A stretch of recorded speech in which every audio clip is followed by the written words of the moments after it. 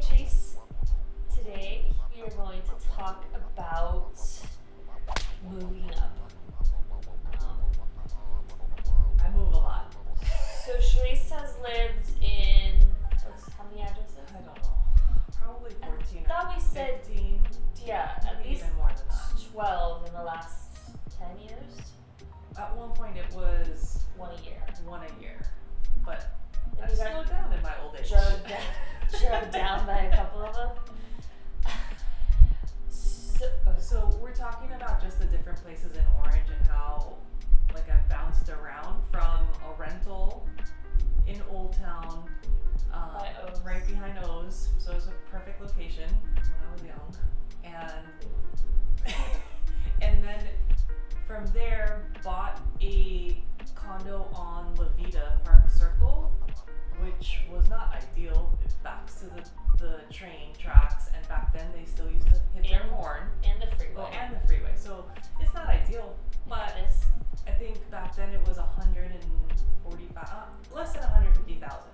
And there was no washer dryer. No washer dryer. All of it Gross was bathroom. original, And no attached garage. and no living, like no outdoor. It was like a common outdoor space, just a It was walkway. like an apartment. It was an apartment conversion, so not fantastic. So bought that for 145. Somehow bought another condo that backed to the 55 freeway on Hine By Chick-fil-A. by Chick-fil-A now. Chick-fil-A was not there then. That one was a gut job to put in a new kitchen, put in new flooring, put a new bathroom in. And then from there, I think So you had them both at the same time? I had them both at the same time. I bought that one for 150,000 too, and I'm not sure how I had them both at the same time, but had them rented out. Had La Vida rented out and was living in Heim. Moved around a little bit in between and had both of them rented out at the same time. Then I bought Marietta. I sold La Vida in order to buy Marietta, and that's where I got caught up. I stayed there for like 4 years. That was a long time. Well, that was the first house too, right? Correct. Like that you Correct. actually had a patio and a place to be. Right, and redid that one, redid the kitchen, added a bathroom, redid the backyard. But that one also was not an ideal location. I bought that I think for 460, but it was again right next to the train tracks, back to a warehouse. But It had a big green wall. yeah, right. I think the point of all of this is basically how she's been leveraging one property against another to get to where she's wanting to be. So I think sometimes we run into first time home, any buyer for that matter, that gets hung up on the visual, right? The work that needs to be done, the location isn't perfect. And I think it prevents some people from jumping into the market. And I think that is,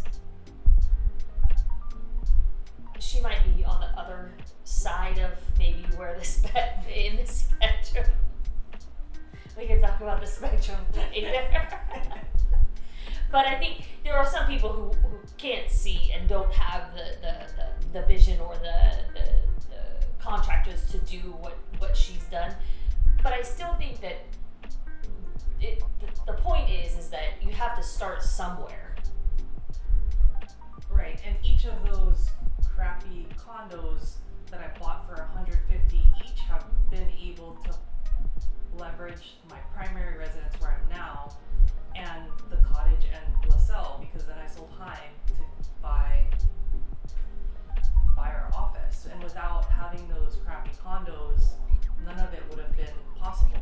So it doesn't have to be perfect. And you don't, and it can be a hold situation too. You just buy a condo to hold it, right? Because how long did you hold La Vida? I had La Vida for 5 years.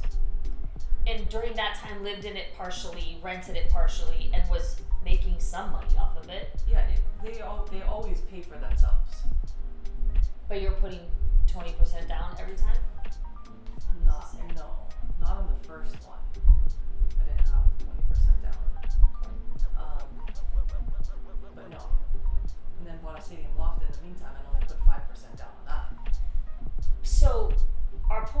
is that if you're at all interested in a couple different things, starting out, finding a condo that might be able to work, if you're interested in investment property, however we can help you get to where you're trying to go, it's a process. It's not just, it doesn't happen overnight, it's a process. So we would love to help you along in your process wherever you may